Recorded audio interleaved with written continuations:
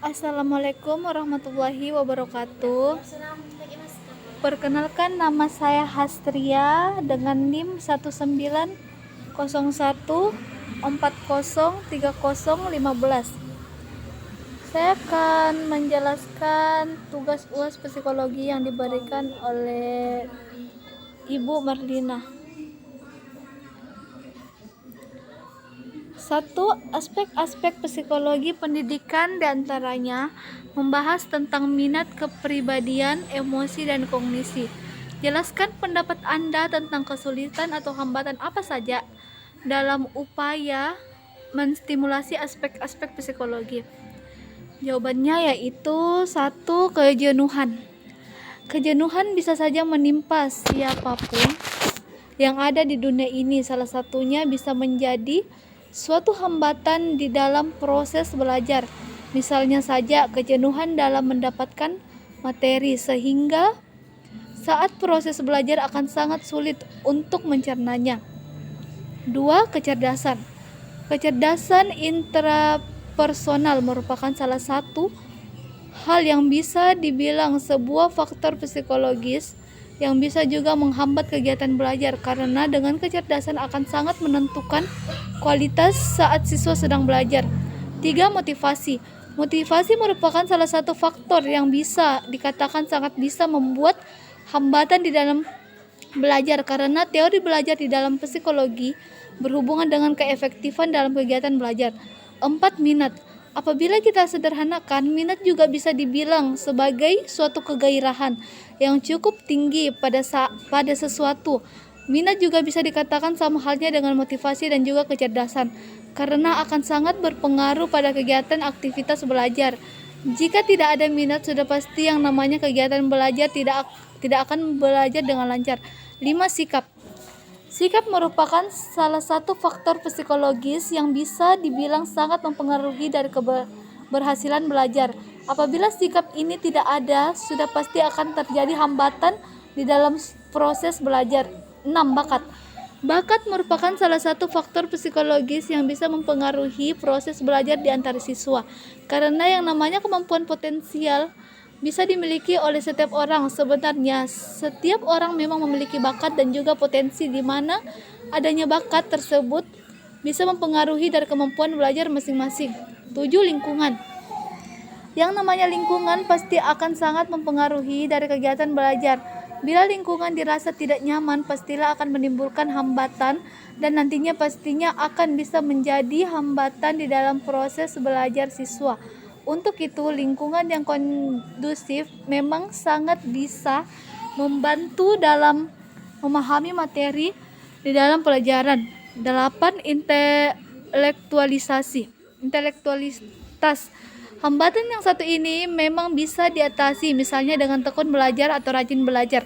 Namun apabila kecerdasan intelektualitas ini terganggu, sudah pasti akan bisa mempengaruhi proses belajar. 9. Manfaat. Manfaat ini bisa dibilang menjadi penghambat apabila seseorang pelajar tidak mengetahui manfaat yang akan ditimbulkan apabila dia belajar. Untuk itu, tingkatkan perasaan manfaat yang ada di dalam diri kita, sehingga nanti akan bisa memperoleh jawaban dari berbagai banyak manfaat yang didapat apabila dilakukan pembelajaran. 10. Ketidakingintahuan. Yang dimaksud di sini adalah sikap acuh dan tidak ingin tahu mengenai apa yang terjadi.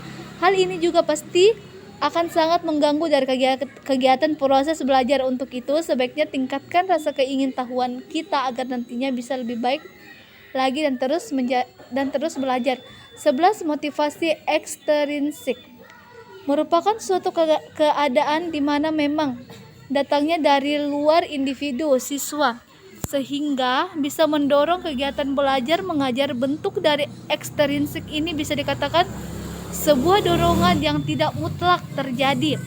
Misalnya saja ada alasan tertentu saat siswa belajar yang diharapkannya adalah memperoleh keindahan. 12. Motivasi intrinsik merupakan suatu hal yang di dalam keadaannya bisa berasal dari dalam diri siswa, yang bisa dikaitkan dengan kegiatan belajar. 13. Materi yang tidak memadai. Di dalam sebuah proses belajar, apabila materi yang cukup baik pastilah akan menimbulkan sesuatu kurangnya minat pada siswa. Misalnya saja materi yang dianggap tidak menarik sehingga pastinya akan sangat menghambat dari kegiatan proses belajar. Perkembangan perilaku manusia tidak selalu positif, tetapi juga ada kecenderungan ke arah negatif. Menurut Anda, apa penyebabnya dan bagaimana terbaiknya? Dampak positif, perkembangan teknologi membantu pekerjaan manusia agar dapat lebih efisien dan efektif dalam hal waktu maupun biaya. Perkembangan teknologi misalnya dalam bidang komunikasi akan mengurangi waktu yang tidak perlu. Dampak negatif, perkembangan teknologi mengubah sikap dasar manusia menjadi sesosok yang menyukai hal-hal serba instan tanpa peduli dengan efek samping yang ditimbulkan suatu hal. Misalnya terlalu lama bermain gadget akan mengurangi quality time bersama kerabat dan teman di dunia nyata. 3.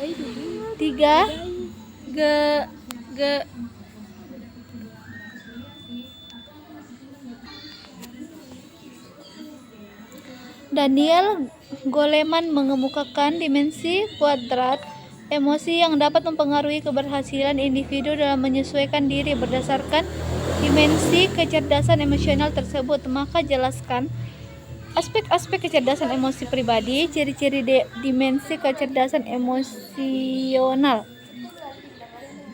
Aspek-aspek kecerdasan emosi pribadi. Dari beberapa aspek-aspek kecerdasan emosional, peneliti mengambil aspek-aspek kecerdasan emosional menurut Goleman, yaitu pengenalan diri, pengelola emosi atau pengendalian diri, memotivasi diri sendiri, mengenali emosi orang lain atau empati, membina hubungan atau keterampilan sosial. Ciri-ciri dimensi kecerdasannya emosional.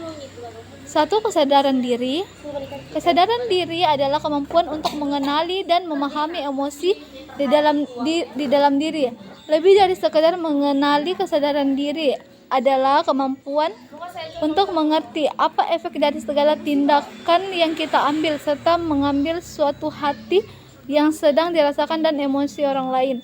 2. Mampu menempatkan perasaan tertentu. Menempatkan perasaan tertentu maksudnya bagaimana kecerdasan emosi juga terdiri dari kemampuan untuk dapat mengatur dan memilih emosi. 3. Kemampuan emosi sosial dengan kemampuan berinteraksi dengan baik.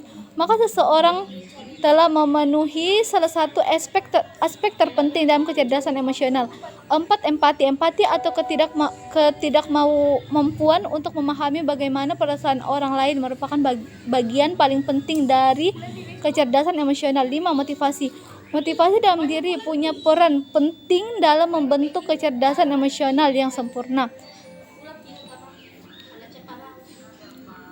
4.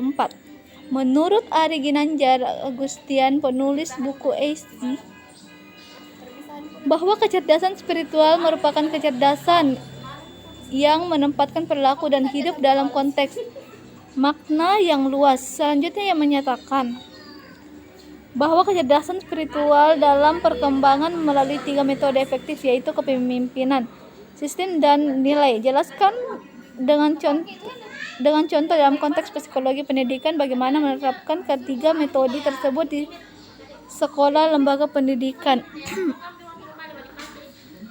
Penjernihan emosi, pembangunan mental, ketangguhan pribadi, ketangguhan emosional. Metode SQ direkomendasikan bagi para orang tua dan guru sebagai alternatif dalam mengembangkan kecerdasan emosi dan spiritual anak.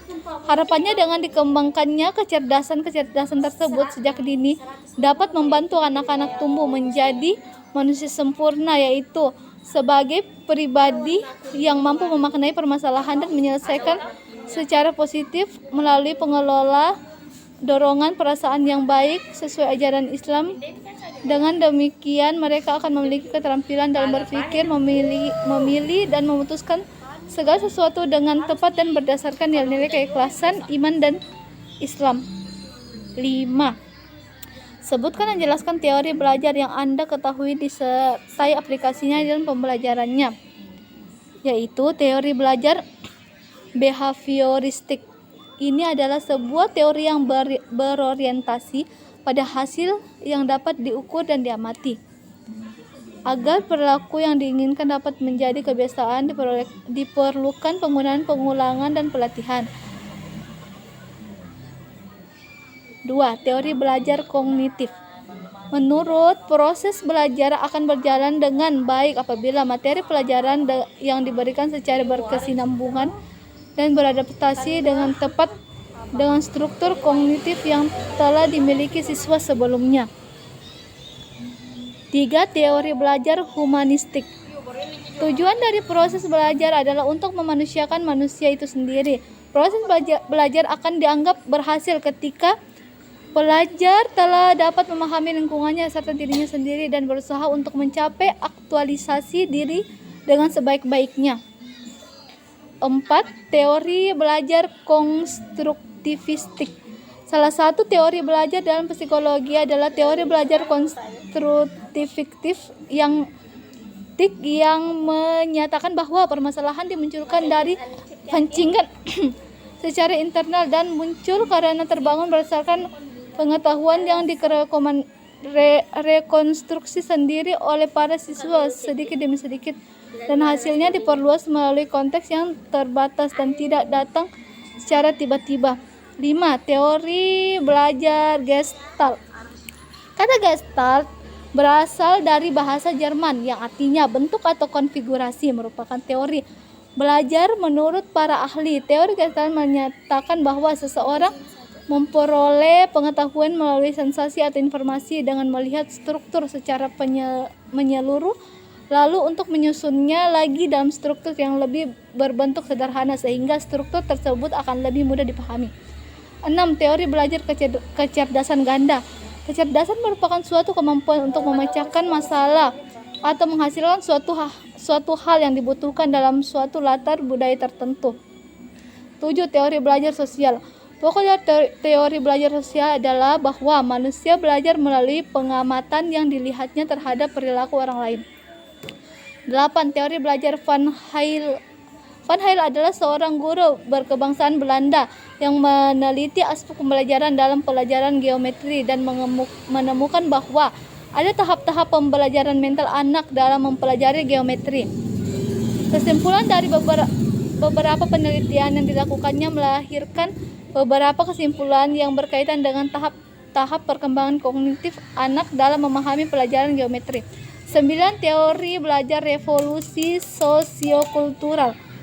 Arah dari pembahasan teori belajar ini adalah kepada dua teori belajar menurut para ahli, yaitu Piagetin dan teori Vygotsky. Menurut Piagetin, perkembangan kognitif adalah suatu proses yang didasarkan atas mekanisme biologis dalam perkembangan syaraf seseorang, dan demikian kegiatan belajar akan terjadi seiring dengan pola tahap perkembangan tertentu sesuai dengan usia seseorang. Sedangkan Vygotsky menyatakan bahwa untuk mengerti pikiran seseorang maka diperlukan pengetahuan mengenai latar sosial budaya, bahwa untuk memahami pikiran seseorang bukan dengan cara meneliti apa yang ada pada otak atau jiwanya, melainkan pada asal-usul dari tindakan yang dilakukan secara sadar berdasarkan sejarah dan latar belakang kehidupan. 10. Teori belajar sibernetik. Teori ini merupakan teori belajar yang relatif baru jika dibandingkan dengan teori-teori lainnya. Belajar adalah pengolahan informasi, begitulah yang dinyatakan oleh teori-teori ini.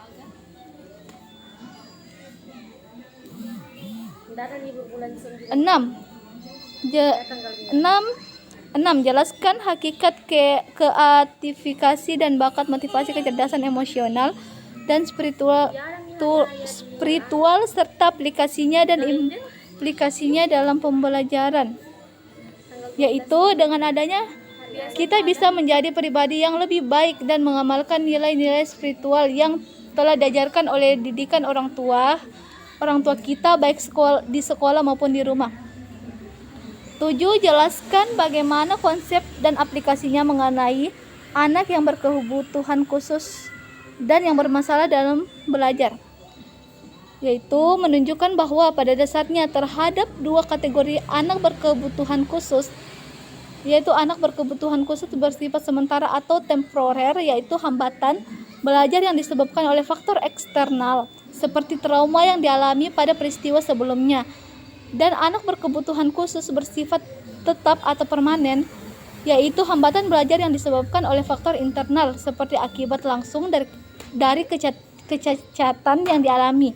Bentuk layanan yang dapat ditempuh bagi anak berkebutuhan khusus adalah bentuk layanan pendidikan dan bentuk layanan pendidikan terpadu atau terintegrasi. Itu saja yang bisa saya sampaikan. Jika ada kesalahan mohon dimaafkan. Wabillahi taufiq wal hidayah. Wassalamualaikum warahmatullahi wabarakatuh.